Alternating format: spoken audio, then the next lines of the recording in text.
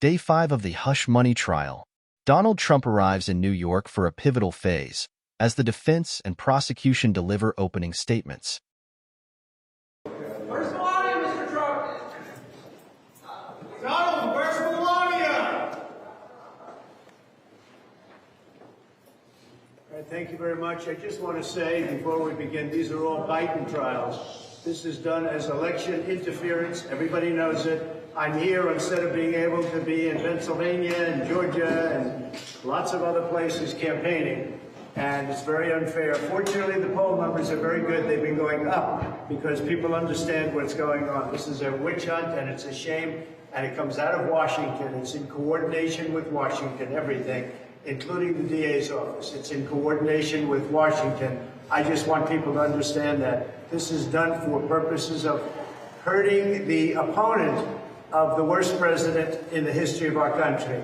Second of all, we have another trial going on right now. That's Letitia James. She campaigned on the fact that I will get Trump, I'm going to get Trump.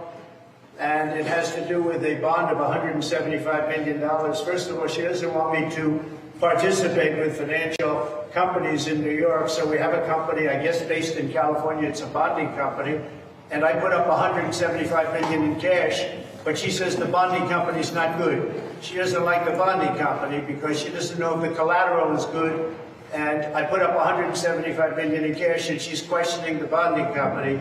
Well, when you put up cash, and the number is 175, which is what we're supposed to be putting up, but I give it in cash, she shouldn't be complaining about the bonding company. The bonding company would be good for it because I put up the money. And I have plenty of money to put up, but nobody is going to be putting up with this. Nobody is going to be listening or coming to New York anymore. Businesses are going to be fleeing because people are treated so badly. It's got to be the most unfriendly place to do business, and that's why businesses are leaving and people are leaving as migrants come in and take over our parks and our schools and everything else. So on the Letitia James case, she's the worst attorney general in the country, by the way. On Letitia, and she keeps a lot of business out of New York, and businesses that are here are leaving. And that means jobs and a lot of revenue. Somebody's going to step in. The governor or somebody has to step in and do something because your businesses are fleeing. But on Letitia James, the money was put up. It's $175 million.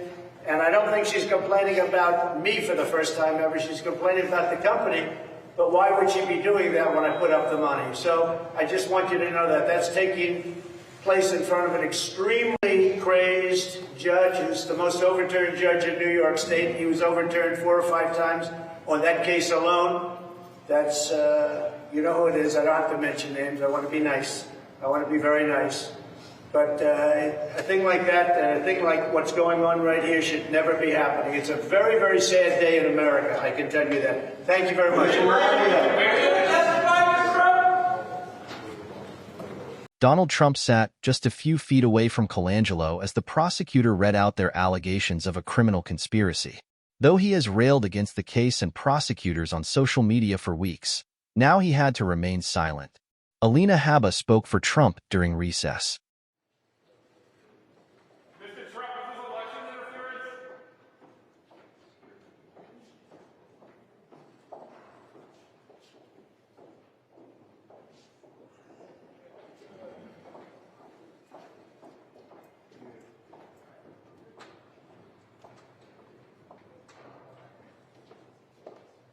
Good afternoon. We just left court in the civil division with the other witch hunt with Ms. James to come here and see our client. The fact that we have 2 courts, not one, criminal and civil, being used against one man because they cannot beat him in the polls is a disgrace to the American judicial system. He should not have 2 teams of lawyers here today. He should not even be here today because he did nothing wrong. It is the epitome of a witch hunt. I just left where a judge asked us whether our cash bond, sitting in. Ms. James wanted to argue and say that our cash somehow isn't green enough. We wasted time. The judge made a comment saying he thought that money market accounts could go down under the amount. He doesn't even understand basic principles of finance, but this was the man that decided that we owed money and my client committed fraud. We are going to attack every single one. 1 hour, the Attorney General and that judge realized quickly that they had no idea what they were talking about. We came to an agreement that everything would be the same, we would modify terms, and that was it. This is where your taxpaying dollars are going, America. Right here. Witch hunt after witch hunt.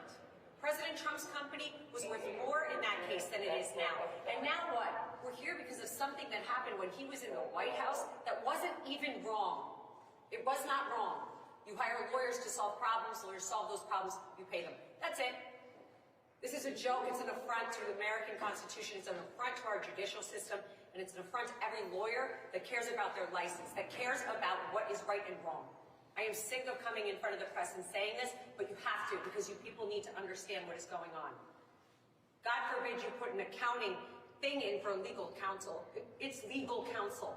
And now our taxpayer dollars, my time, our attorney's fees, are all here because they're afraid of 2024. And you know what? They should be, because the American people are not stupid. They see what's going on. Thank you. Alina, one question. Was Trump's family with you guys across the street?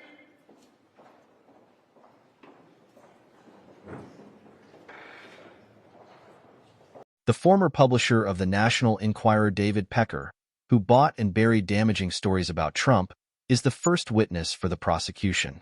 He is the former CEO of American Media Inc., which published the National Enquirer tabloid in the period before the 2016 election. Prosecutors have claimed that, in August 2015, Pecker met with Trump and his then-personal fixer Michael Cohen at Trump Tower in Manhattan to discuss using the tabloid to suppress negative stories that might damage Trump's presidential run. The practice, known in media circles as catch and kill, involves buying the exclusive rights to stories but never publishing them. Pecker was only up for about 30 minutes before the jury was excused. One juror had a dentist appointment, so the judge decided the day was done. Tomorrow, Pecker will be back on the stand to continue his testimony. Here's what Trump said as he left court. President Trump, how did it go today? I think it went very well. So you heard that yourself. This is a case that nobody wanted to bring, including Alvin Bragg. It was just at the last minute they decided to do it. It's a case that, if you're looking back, it goes back many, many years, 2015, maybe before that. And it's a case as to bookkeeping, which is a very minor thing in terms of the law, in terms of all the violent crime that's going on outside as we speak, right outside as we speak. But this is a case where you pay a lawyer, who's a lawyer, and they call it a legal expense. That's the exact term they use. Legal expense in the books. And another thing that wasn't even said was we never even deducted it as a tax deduction. So that takes a whole vast area. Most people want to deduct everything. We never even took it as a tax deduction. But they called the payment to a lawyer a legal expense in the books. They didn't call it construction. They didn't say you're building a building. It called a payment to a lawyer because, as you know, Cohen is a lawyer, represented a lot of people over the years. Now, I'm not the only one. And wasn't very good in a lot of ways in terms of his representation. But he represented a lot of people. But he puts in an invoice or whatever, a bill, and they pay it, they call it a legal expense. I got indicted for that. What else would you call it? Actually, nobody's been able to say what you're supposed to call it. If a lawyer puts in a bill or an invoice, and you pay the bill, and in the book, it's a little line, that's a very small little line. I don't know if you could even write more than 2 words. It's not like you could tell a life story. They marked it down to a legal expense. This is what I got indicted over. Think of it. I got indicted. I'm the leading candidate. I'm beating Biden. I'm beating the Republicans now. I have the nomination. And this is what they try and take me off the trail for. That checks being paid to a lawyer. He is a lawyer, or was a lawyer. And also the things he got in trouble for were things that had nothing to do with me. He got in trouble and went to jail.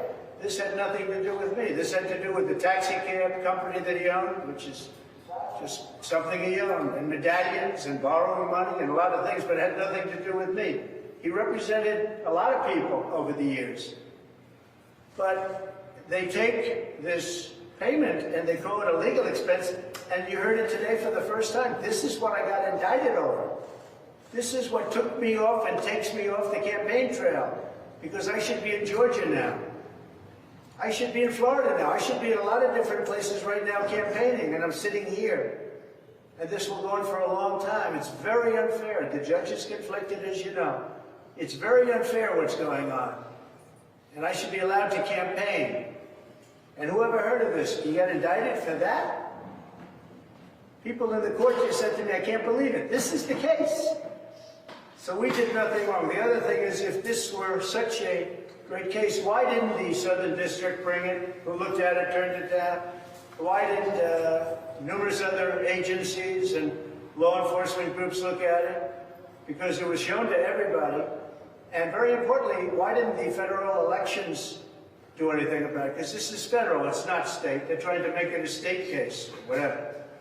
And it's not state, it has nothing to do. It's never happened before, I believe. Never happened before. This has never happened before, where the state tries to insert itself in federal elections. Nobody's ever seen it. But you know, federal elections took a total pass on it. They said essentially nothing was done wrong, or they would have done something about it. They're tough. They would have done something about it. But they said nothing, and they said, we're going to take a pass. Because they couldn't even believe it. Actually, if you read their letter, they couldn't even believe it. They were incredulous. And yet, Bragg picks it up. Now, with Bragg, if you look, when he first came in, he didn't want to do it. He didn't want to do it. Now, when are they going to look at Pomerantz and what Pomerantz did? Because that's bad stuff. And when are they going to look at all the lies that Cohen did in the last trial? He got caught lying in the last trial. So he got caught lying, pure lying. And when are they going to look at that? Now we'll go to another subject, because just a few blocks away, as you know, they had a trial on the $175 million. That's Letitia James. It's all coming out of the White House, by the way. And that's in front of Judge Engoron. And the judge really didn't know anything. He didn't know about collateral security. He said, supposing it goes down. Well, it doesn't go down because it's cash. I put up $175 million in cash, and we have a bonding company do it. And he challenged the bonding company that maybe the bonding company was no good. Well, they're good, and they also have $175 million of collateral, my collateral. But the judge didn't know anything about it. He didn't know what the $175 million cash meant. He had no idea what anything meant. And he had no idea what he did in the trial. And he charged me hundreds of millions of dollars on something where I'm totally innocent. But if you look at what happened today, Judge Engoron should not have done that trial. It should have gone to the business division where they have complex business trials. But actually, it should have never been brought, because I didn't overestimate. You know, they say I overestimated. If you look at the numbers, they're underestimated. I underestimated. I did the opposite of what they said. And the reason that they tried to, and they did it for their own narrative, they valued a $1 billion asset at $18 million. They valued other assets in order to build their narrative. They want to build a narrative. But if you look, and I have a complete record of what happened, Judge Arthur had no idea what was going on, didn't understand the most simple concepts. And this is the man that took a case, and this is why businesses, they're moving out of New York, because they can't be subject to this. They'd be put out of business.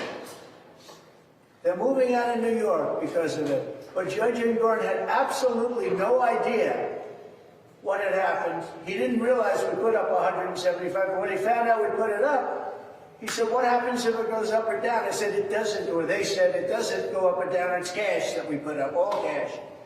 Very few people could do that. And the deal was approved with the Attorney General, if you can believe that.